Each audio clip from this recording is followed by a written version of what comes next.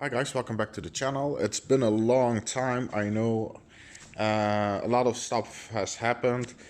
I had to move several times, but anyways, it's finally here, my 6x4 table, wargaming table. I got several mats. I got one winter, which you see here. I got one summer and, well, grassy fields, and I got one with jungle. But basically I wanted to start off with this, and this is set for 1 on 72nd scale bolt action. Well, you're gonna ask why do you play bolt action 1/72nd scale. Well, first off, it's a lot cheaper and you're able to integrate a lot of different stuff from other brands and hobbies like Faller or Heyo scale, and you can integrate that into your table and it will match your scale pretty good. So let's first get into the armies here. I've been working on these armies a long time, um, so I'm glad they're finally getting ready to, to completion. So here I got a Soviet army. I haven't matched completely in points yet, because I first wanted to see what I got ready for the Soviets and then what I would like to bring for the Germans, so I gotta match that out. But anyways, the tanks. We got a IS-2. We got two T-34/76. We got a T-34/85. We got an infantry squad over here with an LMG. We got a mortar team.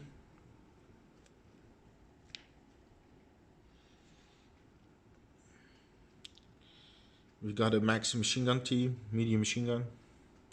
We got a command squad with a lieutenant in a jeep. Another infantry squad. A sniper team, which I really like, the winter camouflage on these guys. When I get them off, and I use this. This is the compartment plastic walls for assortment cases, for screws and nails and stuff. So I use that as a base, and it fits in there pretty cool.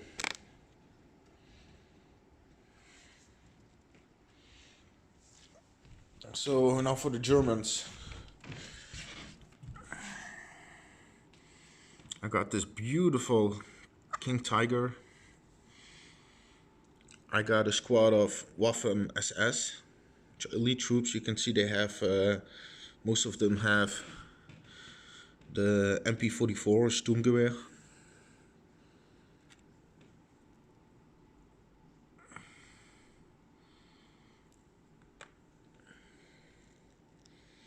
And we got a squad of Volkssturm, which are basically civilian cannon fodder.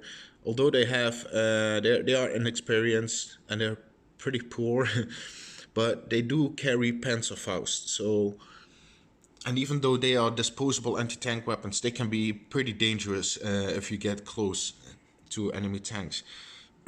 We got a Panzerschreck team. We got a leichter Spähwagen, as the Germans call it, which is a light armored reconnaissance vehicle.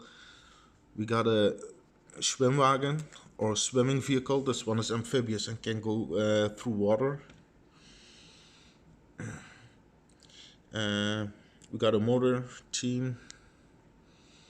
We got a Hetzer. And we got a half-track. And that's basically the German army. Now for the table. Where should I start? Some of the buildings, like right there, and the train station, those were already pre-painted. I bought them secondhand from a guy who was finished with his hobby. Yeah, where should I start? These fields are simply cardboard. You make it wet, you pull off the top layer, and you're left with this texture. I glued this on a piece of plastic and then used doormat strips to make the edges. I also use a lot of lollipops as basing or making footpaths.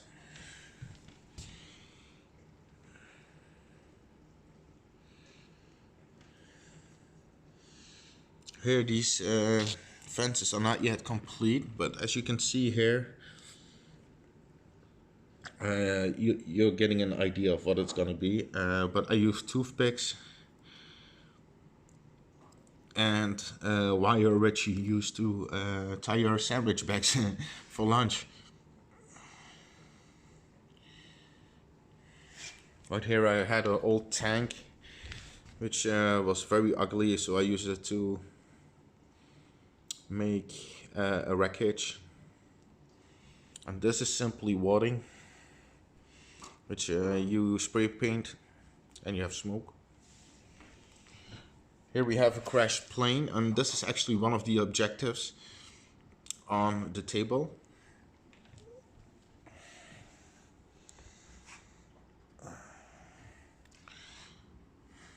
These hedges are made from these hedges. Oh, I almost knocked over my entire Russian army on the ground there. Yeah, these are made from sponges which you use to flatten the surface of your wall, to scrape the wall before you're gonna paint it. So it's very cheap, very easy to make.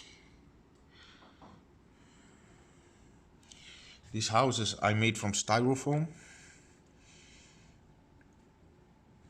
Styrofoam is a kind of foam that has no air bubbles in it, so it's very easy to work with. Comes in blue or pink plates. Oh yeah, I forgot one team here, and this is the Goliath guy. Anti-tank remote control vehicle. So, and this is this attic is ideal for a spotter or a sniper, or perhaps even a mortar, as it provides a large field of view over the battlefield. Like I said, this is made from doormat. The ground plates, the bases of these are simply either placemats which you use for your table, or plastic strips. And you can also get like, for example, the roads. You can make it from your big grocery shopping bags. In the bottom they have like plastic strips. You can cut them up and you can make roads out of those. And here also what you'll see is this is just a CD. So, and a lot of tips and tools I got from the YouTube channel Terrain Tutor, and he has it's a brilliant channel. You should really get into it and watch it. It's simply brilliant. Yeah, the second objective is the crossroads, and the third is the train station over here. And you notice all the wadding in between the patches of forest.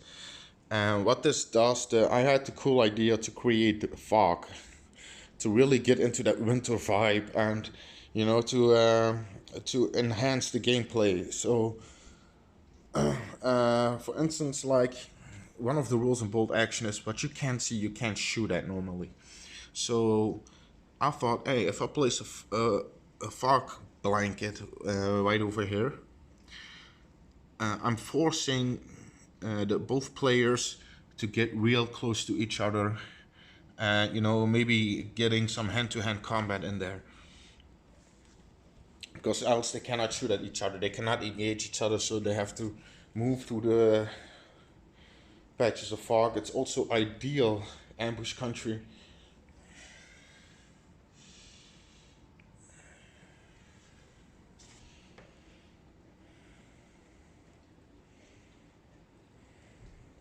So, and there you go. Thanks for watching. Stay tuned.